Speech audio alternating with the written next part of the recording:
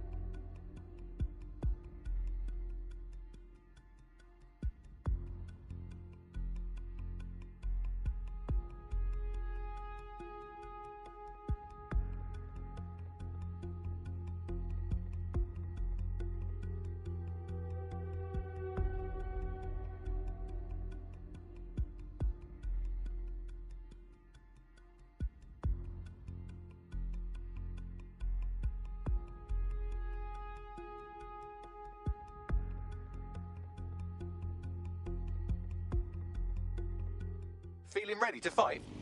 Come what fucking may. If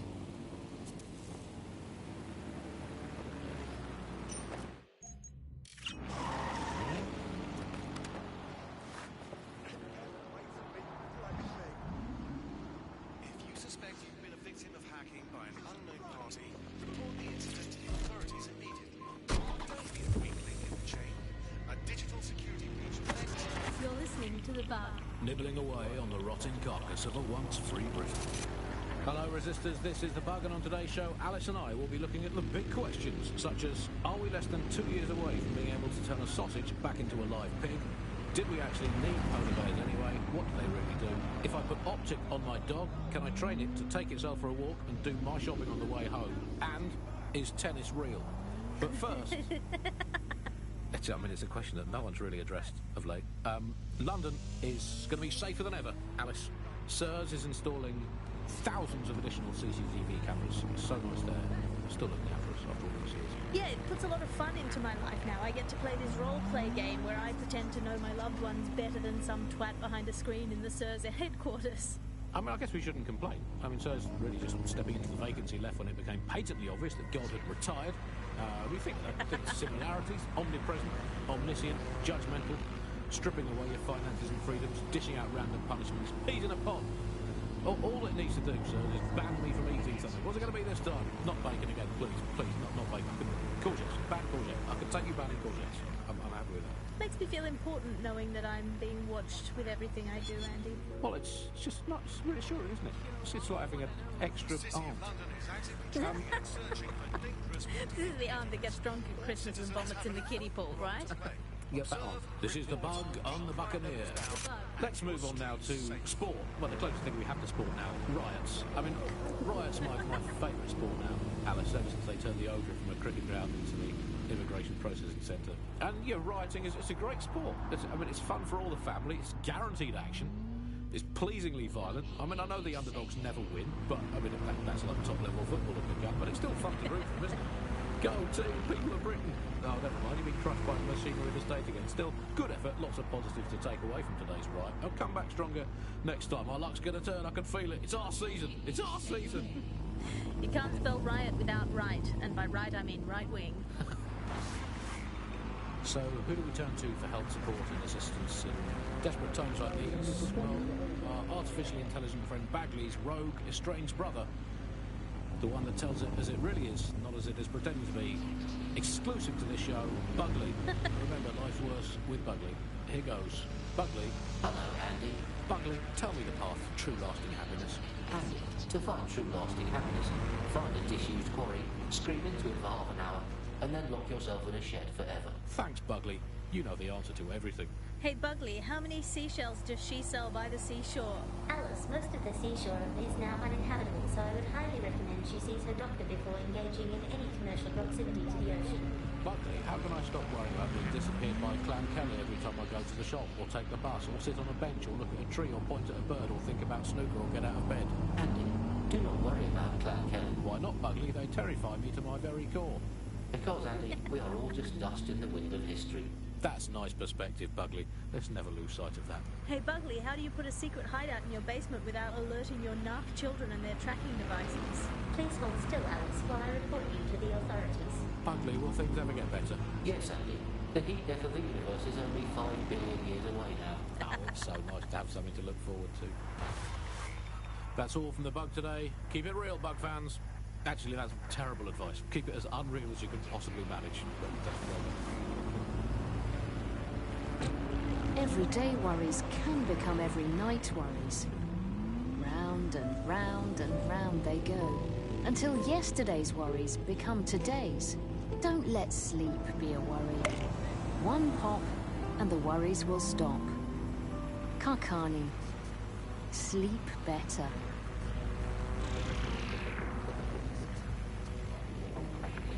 Coming up today on The Upload, we're talking about Sky Larson, the enigmatic founder of Broker Tech. Everyone knows her name, but no one knows too much about her. We only really see her these days as a hologram. She was pretty young when she launched Broker Tech, the company that is best known for introducing Bagley to the world. Nowadays, it's hard to remember a world before Bagley. Bagley is the most advanced, significant AI of our time, and it's really blown all the other AIs that were created out of the water. And I think that what Sky Larson's done with Bagley is absolutely incredible. Yeah, I mean, I can't really imagine the optic without it. But what do you know about Sky Larson herself? Not a lot, other than that she's actually pretty incredible. I follow...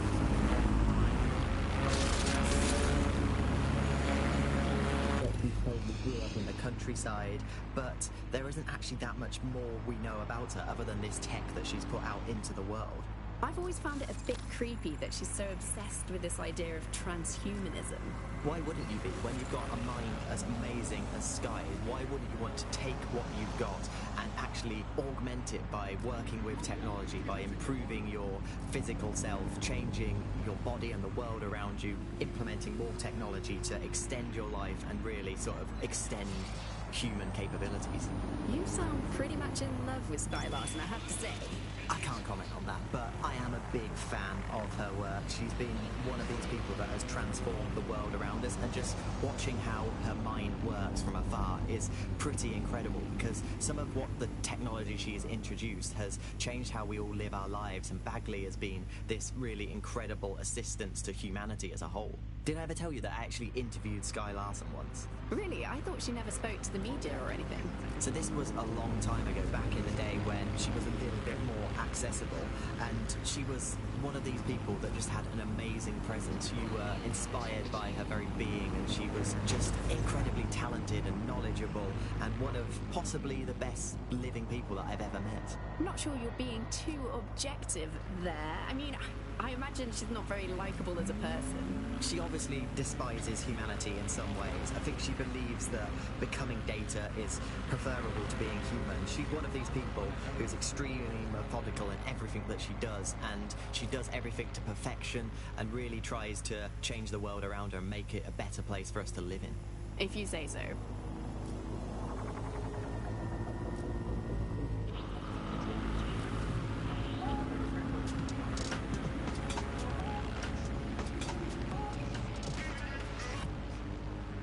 This is London Calling. You're listening to me, Tash, on Buccaneer, your source for what they don't want you to know. This time we're turning our focus back on the media to look at my former employer. the GBB. As we know, the broadcasting has been through a lot of changes since the Hassani government gave in to pressure from its corporate backers and privatised the corporation. Today, the GBB is a shadow of its former self. It's become a tool used by the government to circulate fake news and misinformation. So how did we get here? Where did it all go wrong? How can we tell when our national media has become state propaganda? Our experts speak on conditions of anonymity for their own safety. Here's disinformation and media expert Charles, who's seen free broadcasters built up by journalists and torn down by demagogues all over the world. So before the media fragmented, there was this voice of authority that was trusted and worthy of trust.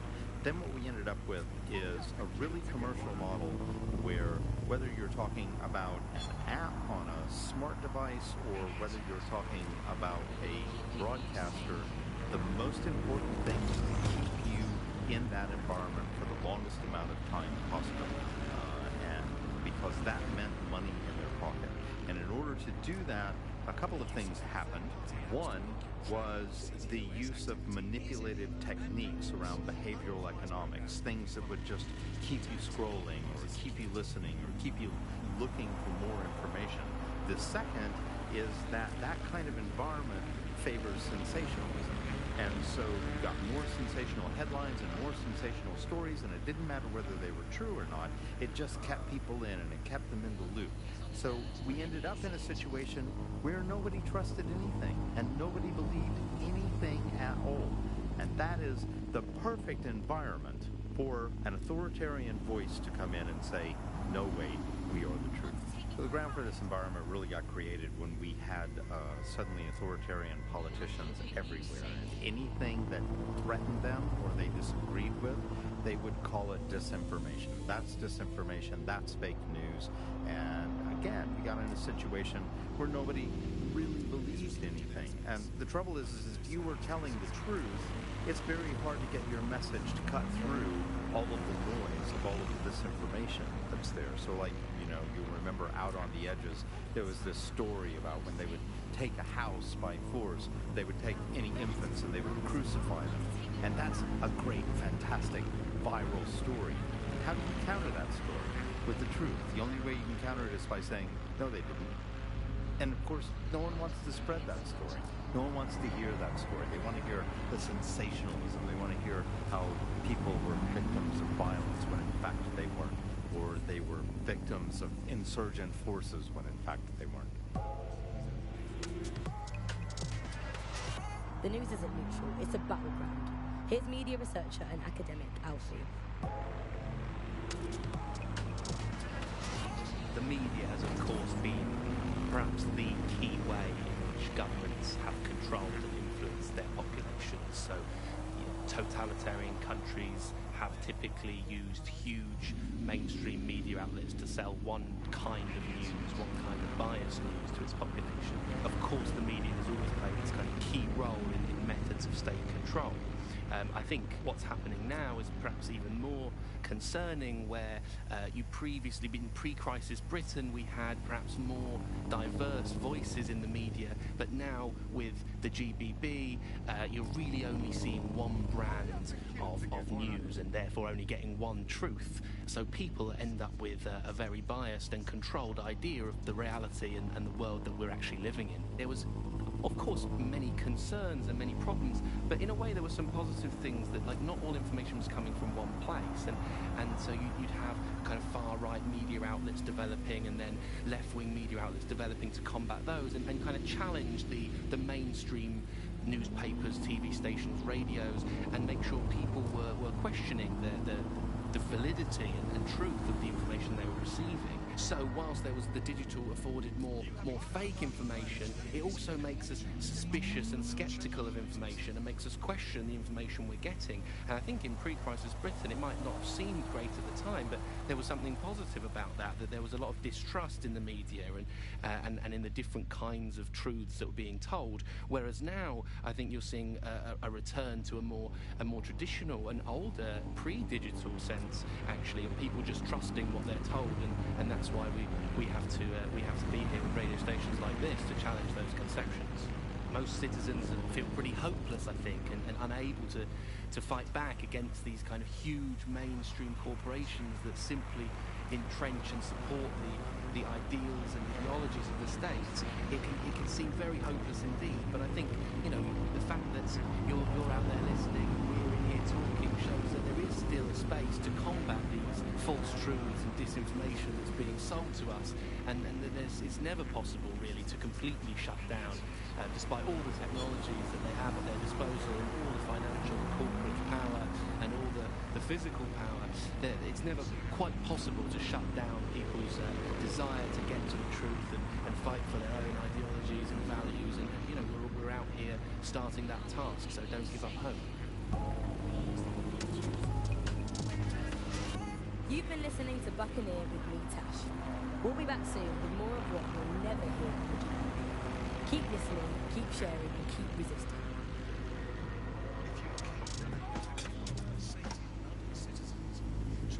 Recent revelations of ministers purchasing £25,000 desks and £11,000 dinners have caused a public outcry. Join us on GBB as we examine these and other extravagant expenses administration officials have been charging the public.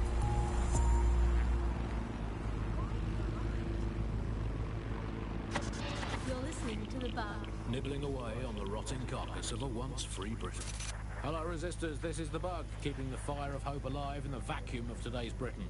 Okay, fires don't burn in vacuums. It's a little novelty Christmas light, shaped like a flame, but it's something. It is something to cling to. Joining me, as always, is Alice. And Alice, hold the front page. Technology apparently is here to stay. There's no way around that now. I'd like to go back to the 18th century and see if we can have another crack at the Industrial Revolution and get it later on this time. But new tech is creating 4,000 jobs. Count them all, 4,000 new jobs, thanks to this new tech investment. I mean, that's a very exciting thing if you're someone who wants to work in the tech sector, but I can only assume that this tech investment has created 4,000 jobs that will immediately be taken by robots. Even if they're not, there'll be jobs that no one in their right, sane mind would actually want to do, but that's the price of progress, I guess. And we have to embrace the way technology is taking over everything, because maybe this is a ray of hope for us in this dark universe, that technology will in fact render us all obsolete, and we won't need humans at all. Because look at the bad things that are happening now. What is the common denominator behind all of them? I don't know, Andy, tell me. All the bad things that are happening now, all the bad things that have ever happened, all involved human beings. They're always involved whenever anything goes wrong from the very dawn of time. And think of this, an automated Nigel Cass, surely a step up on the human Nigel Cass. You could even program it to have a tiny, tiny sliver of conscience. And if you had an automated Prime Minister, you could program it to be occasionally in the goddamn country. So that's, again, just a step forward. Again, I insist that there's never been a Prime Minister, Andy. I've never seen him, I've never heard of him. The only times I ever hear what the Prime Minister does is it's when nothing happens. I mean, it has reached a point where, and I've thought this for a long time, we would be better off if the Prime Minister was a watermelon. It would be, I think we'd all be happy with that. We'd all know where we stood. You hear him being praised for his diplomatic skills all the time, but the best mark of diplomacy is when nothing happens. So good diplomacy is indistinguishable from him doing absolutely nothing. You are listening to The Bug. 4,000 new dream jobs for everyone. All I can say, Alice, is that I'm very glad that my children studied drama at school, because that has set them up for life in modern Britain. That is the one core skill they need, the ability to pretend that they are living happy and fulfilled lives, that they have jobs that are worth doing, and that they're making the planet a better place, that they control their own destinies, and that they have even a parody of a private life, and that they can smile without crying. That's what drama teaches them to do. Crucial skills in this day and age. Of course, it's not just the jobs that have been technologicalised beyond all recognition. It is also all reality. Thanks once again to Optic. According to Bloom, the Optic system is now the most secure it's ever been. And, well, of course, it's so convenient, Optic, isn't it? Saves us so much time and hassle trying to exist in the kind of realm of reality. I don't even need to bother with that. I mean, sure, the government has hacked into my soul and now basically monitors my every waking moment and thought.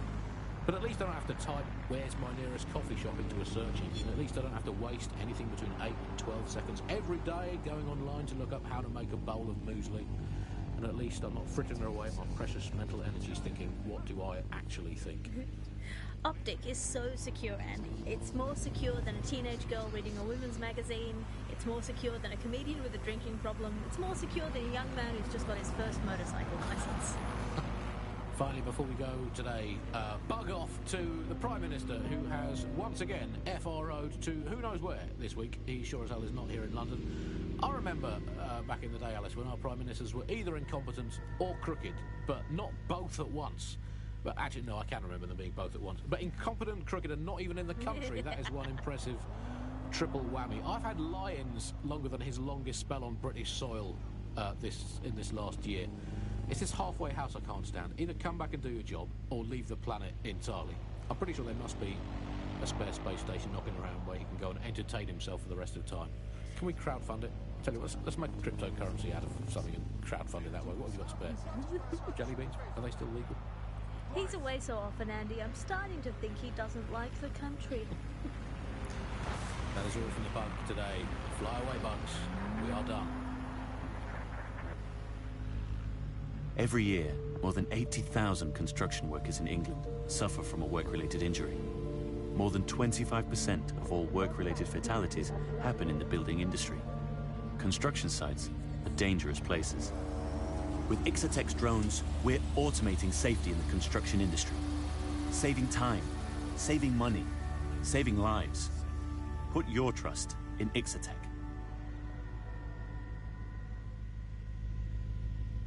The Bug. Objective voice of objection for a most objectionable world. Hello, Bugsters. Welcome to The Bug, the comedy show that holds up the Medusa of satire to the already immovably concrete face of modern Britain. I'm Andy, I bench 480, and I can crack a tree in half just by looking at it. Can I? Well, what is reality anymore, anyway? Alice, what do you bench? I bench body weights. Right. Well, not my body weight. Okay. Body weight of a baby. Yeah, I mean, you don't need to give that kind of detail. Just very impressive. Weight. People look at me and go, where did you get that baby? Yeah. You are listening to The Bug. In this week's Truth News, according to an official poll, 98% of Londoners are very happy with CTOS, and I am not sure that I agree with this, Andy. I don't think 98% of Londoners have ever in the history of London ever agreed on anything. You could not get 98% of Londoners to agree that oxygen was better than breathing a fog of raw liquid feces. And they expect us to believe that everyone agrees CTOS is better than not choking on shit mist. I mean, maybe they just meant 98% of one specific Londoner who bought shares in Bloom before its tentacles grew into every crevice of the country. I mean, this is not just any old poll, we should say that. This is not any poll. This is an official poll, right from the very heart of government. It's not a knock-off fake poll of an elderly couple and their mangy old dog sitting on a bench waiting to die. This is an official poll. So let's just put those words, official poll, through an online translator in case you didn't study languages. Let's find out what it actually means. Made up lie. There we go. Got to clear that up. I think it's fair to say, entirely trust these official polls they feed us, Alice. I mean, they could publish an official poll saying that over 99.9% of children like ice cream, and I would instantly assume that all children now hate all ice cream and would prefer to eat a bucket of gravel mixed with dead badger. They could publish an official poll saying that 10 out of 10 cats prefer cat food to being whacked with a tennis racket, and I would assume that all cats have gone vegan and were queuing up outside Wimbledon meowing, choose me, choose me. I trust these polls as much as I trust someone recommending a movie that they watched during a breakup. Your judgment is impaired, Sally. I'll make my own decisions. I trust those polls as much as I would trust Mary Kelly if she came up to me and said, "Congratulations, Andy, you've just won a free holiday to the south of France in the back of this windowless van." I think official polls are like the unsolicited dick pics that the government provides us. I didn't ask for it, I don't believe it, it's on an angle, you've artificially inflated it ahead of time, and anyone that falls for one deserves all the disappointment of trying to match it to reality. These polls are absolute rubbish, Andy. I read one the other day that said the plumbing in London was good, and it absolutely is not. I mean, we have this technology now where they can spy on my every bowel movement. There's a CTOS camera installed inside my underwear drawer. A media drone is scaring the birds off my garden bird feeder, and you can't get me consistently hot water. Speaking of media drones, I mean, they're everywhere, clearly. The great thing, I guess, about media drones is that, as inanimate robots, they actually have more humanity, compassion and dignity than the human journalists we used to have to put up with, and a much more accurately calibrated moral compass. But it's the intrusion I can't stand, Alice. I'm in showbiz.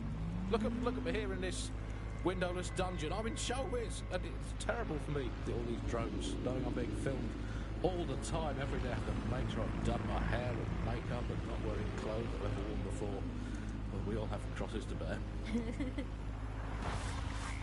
At this point, they've installed so many CTOS cameras, I'm not sure where they'll put the new ones. On top of the old ones, just cameras watching other cameras, like a social media influencer so self-absorbed they don't know how to sleep without turning it into monetized content. I think that's the logical end of all society, where just everything has just become a camera filming another camera. To be honest, I've just given up on all news and reality now, Alice. I just, in fact, I now just make up my own headlines these days. I get a piece of paper and a pen, remember them? Paper and pens, those were the days. And I'll just write down the headlines I want to read. I'll just make my own newspaper. Here I've got today. If you point at the bird shit on your car window and say it's a currency, no one can tell you otherwise. Screams Chancellor at Bilderberg karaoke night. Let's write another headline. Here we go. PM announces Britain back on track after swapping all Crown Estate properties for some magic beans. Might as well. We've got to do something as the nation we are today.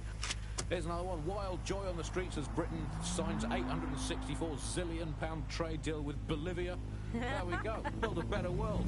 Government claims only nice people will benefit from agreement to sell trampolines, mermaids and warships to landlocked South American nation. We're building a better Britain. Here's another one. Environment probably fine, claims drowning scientist. Invent the world you want to have, people. It's going to be way, way better than the one you've actually got. From the bug, goodbye. From the Buccaneer, this is the bug. In just 3 short years, London has seen 15% of its workforce made redundant, and another 20% are expected to be added in the next 5 years, as artificial intelligence advances on nearly every sector of the economy. Tonight on GBB, we examine how the new age of automation is affecting the lives of Londoners who have lost or are about to lose their livelihoods.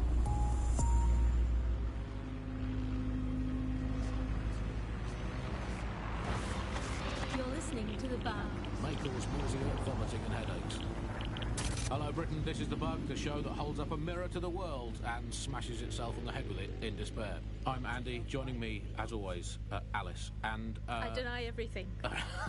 Just a good state of existence. Some good news, at last. There are no medicine shortages, according to the government, none at all. There have been various allegations about that. It turns out they are all fake news, trademark. There are none. There are no shortages of medicine. Don't take it from me. I'm not a medical supply expert. Take it from our beloved government. It's fine. In fact, I'm going to read between the lines here and actually say there's probably there's too much medicine, if anything. Just medicine. You can't move for medicine. In fact, just this morning, I tried to pour some cornflakes into a bowl for breakfast and out-tumbled a 12-month course of immunosuppressants, corticosteroids, and anti-retrofungal neurodilatory estrogen spermatotropic fruit pastels. The people claiming there are medical shortages are probably high on lots of medicine that they've been given. I, for one, believe that there are no medical shortages, Andy. Just last week, I went in with a broken arm and they suggested it might just be extreme period pain and prescribed me a drink of water and an astrology chart. I think we can't be too far away from them just prescribing stiff upper lip like they do. My uncle had a leg removed due to diabetes. They halved his insulin because they said there was less of him to be diabetic. So, anyway, people don't believe what you read or hear about there not being enough medical drugs to go around. It's not true. It's hospital hogwash, it's pharmaceutical flim-flam, it's medical mendacity, it's Hippocratic humbug, it's nonsensical narcotic nincompoop. I think I've made the point. Do not believe the news telling you that we've run out of medicine, nor should you believe the empty shelves at the chemists. They're also lying. Do not believe your doctor saying, sorry, we're fresh out of that, you're going to have to eat a carrot and pretend. And do not believe your own cobweb-ridden medicine cabinet at home. It might look empty, but it's not, for it contains the only medicine any of us truly need. Stirring music, please, producer Chris. Freedom. The medicine of British freedom. And the analgesic knowledge that however ill you may be, Bloom are keeping an eye on things for you. I'm investing heavily in the placebo effect right now. You're listening to The Bug. Obviously, I don't entirely mean that, because what is the first rule of the third millennium? If someone in power tells you something is fake news, what is it? Correct. A 110% cast iron, tungsten-coated, granite-scented, cosmically immutable, scientifically unarguable fact. But surely, Alice, the more important question for all these medicine freaks whinging on about feeling a bit poorly or having a fatal but curable illness and slowly dying unnecessarily is this. Do we actually need medicine? If you today got diagnosed with a potentially fatal illness, would you not look around at the nation that we've become and think, Hey, Doc, put your life-saving treatment down. I'm going to take this free one-way bus out of here. Now hold that pillow over my face until the twitching stops. I just don't think we should think of it in such a negative way. Don't think of it as a medicine diet, Andy. Think of it as a series of healthy lifestyle swaps. Swap out anti-inflammatories for antacids. Swap out the iron lung for the aluminium lung. Swap out MRI machines for Mary machines, which is just a lady called Mary telling you you're fine. Obviously, critical shortages are as much part of our daily lives, our society and our culture today as things like football, music and complaining about the weather used to be in the old days. And, well, food shortages, yeah, we just learn to live with them, don't we? And there's a lot of positives as well with all these food shortages. I mean, we were eating too much anyway. As a nation, the government's just helping us live healthier lifestyles. It's so hard to diet on your own, isn't it? You need the support of a friend or a loved one or a government or collapsing social infrastructure. Positive too, meat, very bad for the environment. So we're actually rebuilding the polar ice caps every time we eat a scrap of lettuce. Positive three, the human race had already cooked all the recipes it needed. There was nothing more to be done with food. We've done that, we can tick it off, we've done it. I was bored of food anyway, I've been eating it all my life. If you've been doing the same thing 3 times a day, 4, sometimes 7, or even 8 times a day, you're bound to get bored of it. And also, final positive, no more meal times. Frees up all that extra time for appreciating all the selfless hard work that Albion do to keep us all safe. Well, as you say, Andy, people are drawn to novelty, and everyone's had breakfast once. Why you gotta keep having it again and again? Boring, repetitive. There's enough of that in life as it is. You are listening to The Bug. Well, another story that has come to the fore recently is that all European imports have been banned for public health reasons, which is great news. I mean, at least we can get eating good, home-produced, locally sourced, British industrially unsafe food. That's something we can all get into. Public health reasons, those are curious words. Alice, I don't know, is that in case the public gets too healthy eating all that Mediterranean mutton? Let's have British food for British tummies. Spelt, nettles, rabbit. That's all we need. That's all we need in the glory days. Everyone round to Nigel's for dinner, yum yum. Who needs Italian olives when you can eat pickled rubber bands in a soup of regret? Who needs a nice cheese when you can eat a lukewarm, unspecified rat meat pie with 0 spices? Sand, nettles and bits of dead fox. That's all we needed to eat in the glory days. Let's make Britain great again. That's all from The Bug today. Good night, sleep tight, and make sure the bed bugs do bite.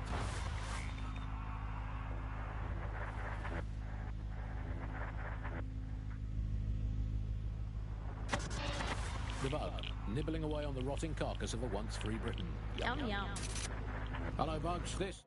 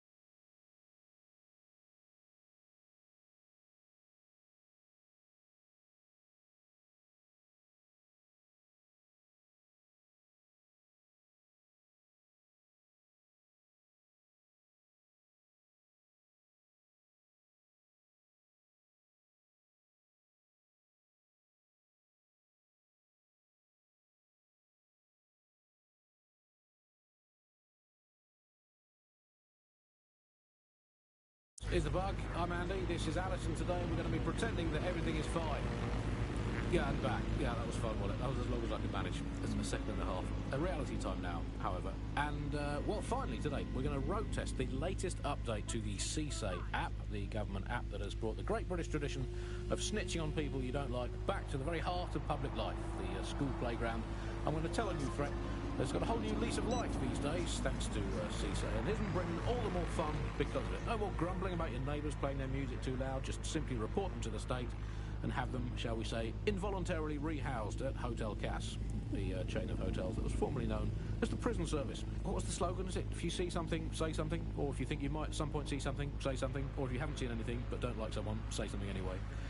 Well, let's have a look at this new app, Alice. I'm sure you've got it on your phone. I mean, at first glance, well, the interface is lovely. It's so neatly designed. A simple button to snitch on someone. That's so much better than non-government informer apps like Stool-Easy, Canary, or Narkshark. I mean, look, I just need to geocache where the person I'm ratting on currently is. Let's call her, for the sake of argument, Alice.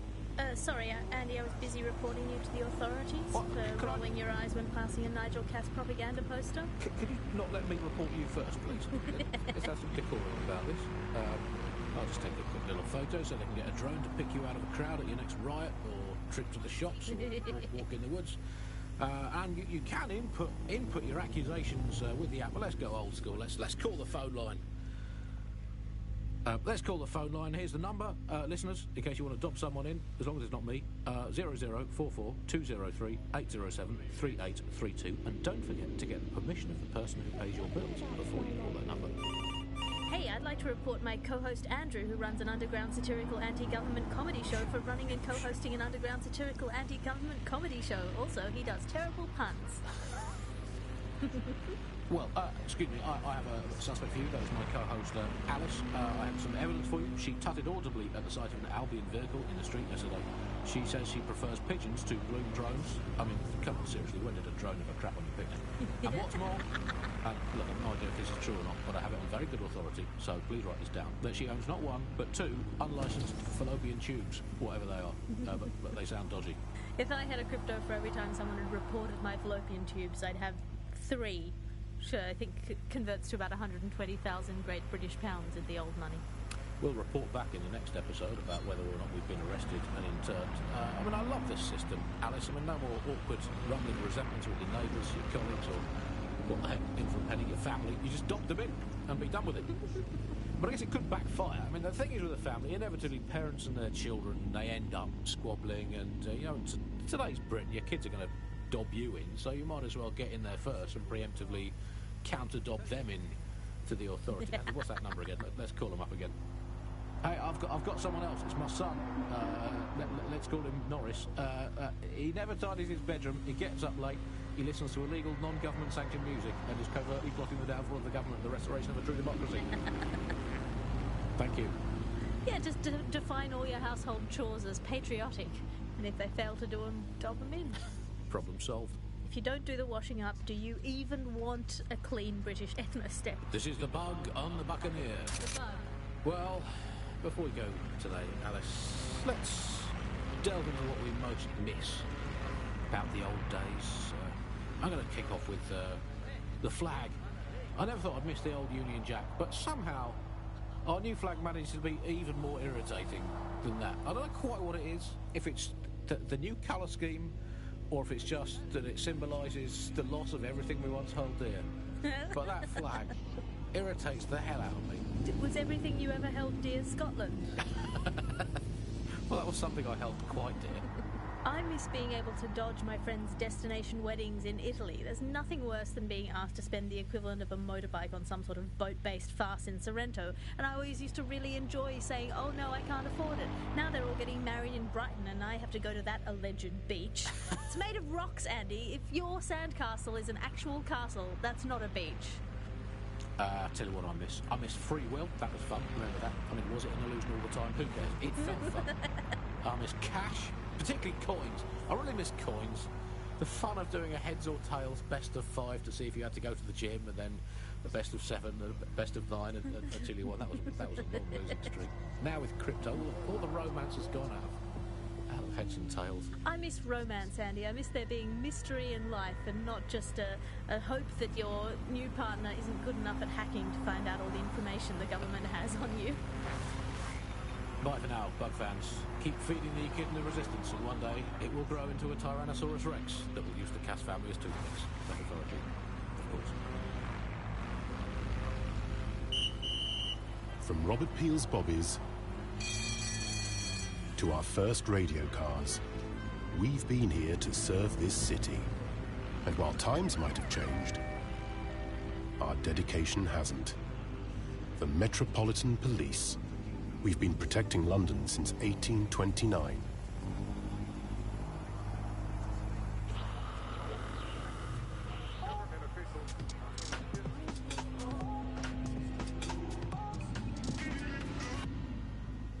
This is London Calling.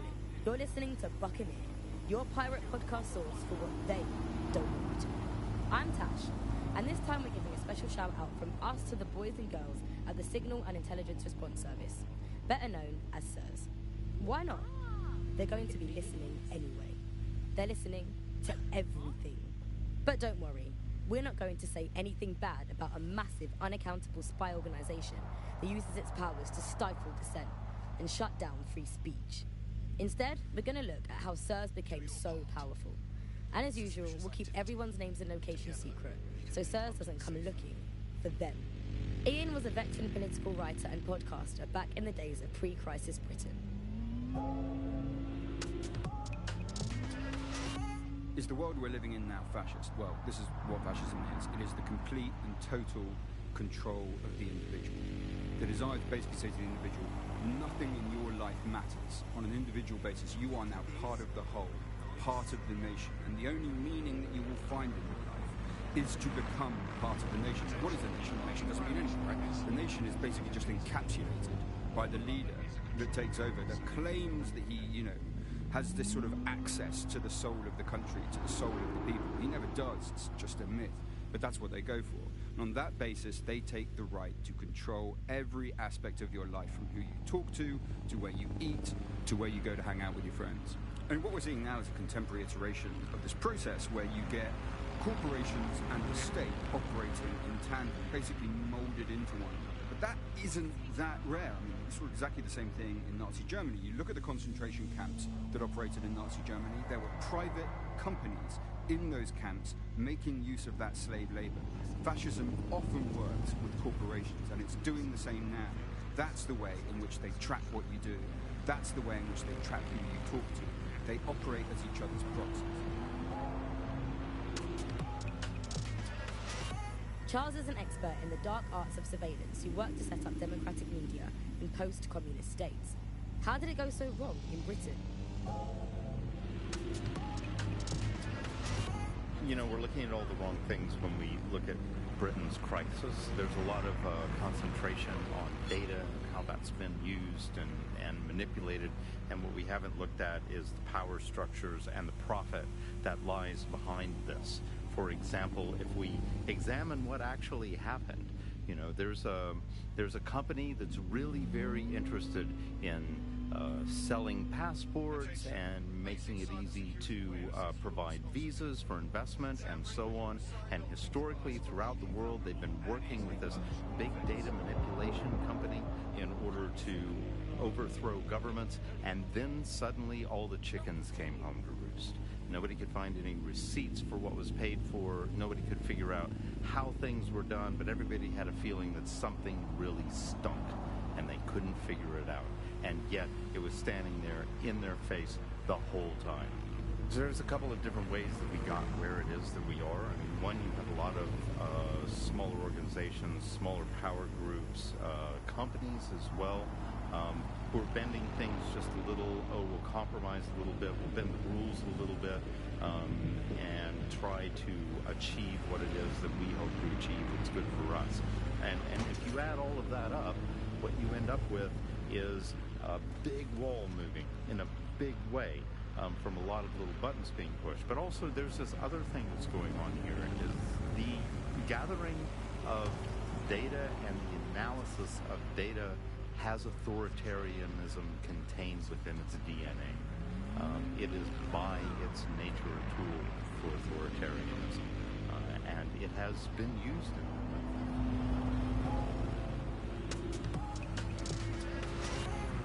How does big data look into our lives? James covered it for the pre-crisis press.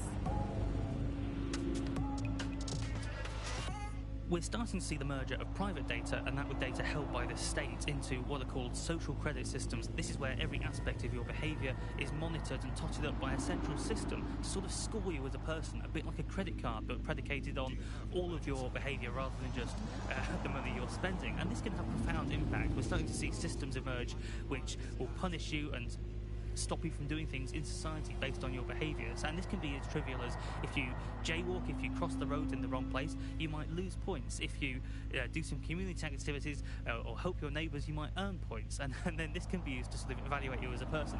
And this could mean, for example, better travel privileges, being able to travel first class, or being denied from travelling first class to not being able to travel at all. These systems are very real and very possible because of all of the data that is now held on us. So if your ears are burning and you think someone might be watching you, you're probably right. They're watching all of us. I'm Tash and you've been listening to Buccaneer. Keep listening, keep sharing the show and keep it encrypted. They're watching us, but we're watching them too.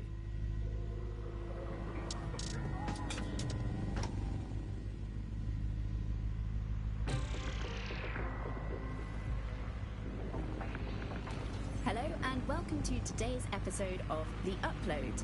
We're talking about the optic and how it's changed our lives.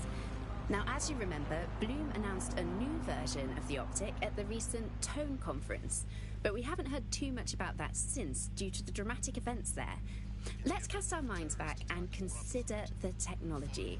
I mean, the optic changed everything. It lets you see things in AR. You no longer need a smartphone. You just have this small implant that sends signals to your optic nerve and lets you see your emails, take calls, and browse the internet directly as if the screen was in front of your eyes. Instead of having to carry around a phone, you've just got the small handheld unit. So much lighter and so much more convenient. It's great. Vicky, you sound like you absolutely love the optic. Do you actually think that it's made our lives any better? I mean, sure, it's definitely made things a lot easier. It's so simple to call someone now. All you have to do is choose who you want to chat to, and they're there, ready to talk. And browsing the web is so much easier. I remember when you used to have to sit down at a computer with an actual keyboard and mouse and type everything out. And my favourite feature is public transport. With the optic, you can just walk straight onto the tube. It even acts as a passport. No longer do I have to dig around and try and find my old paper passport just to travel somewhere. Also, I thought that Optic's marketing strategy, making it free for people, was a stroke of genius. Genius. Bloom was really calculated when it was doing that. It was pushing this draconian device on us at all. Sure, everybody flocked to it. There was free Wi-Fi and phone plans. That definitely helped, but it wasn't a case of this is a product that you need in your life. Why do you hate it so much? It's just the worst because you had to give up your privacy expectations and accept surveillance. It was almost like the government and Bloom didn't even need to make the optic mandatory. Making it mandatory was only to get the last holdouts across the line. If free data didn't convince you, fines and arrests from the state for not having the optic would pretty much be enough. I mean, what do you mean by privacy problems? No one really talks about that anymore. They don't talk about it because we don't have any choice when it comes to the optic. Yes, it's convenient and mandatory, but everybody's forgotten what it really means. Here, you've got a whole company owning basically all the data about your life. Bloom can see everything that you can see. Nothing is private anymore. There are so many times when I don't want anyone to have a clue about where I am, who I'm chatting with, what I'm doing. It's not even dodgy stuff, but I just don't want anybody to blackmail with me with this in the future by hacking it. And because of Bloom's contracts with the government, it isn't just Bloom that can see everything I do, it's the government. The UK as a state has become a complete surveillance paradise. I think you're painting a bit of a bleak picture. It's not all that bad. No, you're completely wrong on this. I don't want everybody tracking me wherever I'm going around London. Well, in that case, you might be interested in some rumours I heard. Did you hear that some DedSec hackers have found a way to bypass the optic's connection with Bloom? Are they actually making it better or usable or actually friendly for anybody? Well, word on the street is that they've been able to create an encrypted signal, which means that your world might have a chance of becoming a bit more private again, so you could go back and enjoy all the great things about Optic without that fear of surveillance. With the Optic, privacy's dead. Britain has a long heritage in world-leading innovation. From the steam engine to the Spitfire, it is the spirit and ingenuity of our people that has made us strong. That is why at Albion, we believe in delivering the next generation of personalized security to all of our citizens. For when it comes to the future, it's your safety that's our security.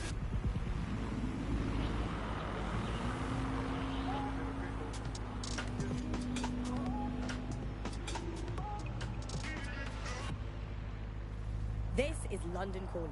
You're here with me, Tash, on Buccaneer, your source for what they don't want you to know. In today's world, we've all had to get used to our every move being tracked by the Optic on our temples, by the cameras around us, and with every click we make online. Seems like everything we do feeds the big data beast. Why are data giants like Blue so hungry to get hold of our private information and our metadata? What are they using it for? Will we ever have real private lives again? What is privacy in the digital world? And what happens when capitalism and surveillance become one? As you know, we keep all names confidential on Buccaneer. Speaking from a secure location, here's new technology strategist Charles, who worked all over the world trying to keep democracy strong in the face of the data assault. If you have enough personal data on somebody, you're able to predict what it is that they're going to do. You can tell what they might be passionate about, but mostly you can tell what they fear.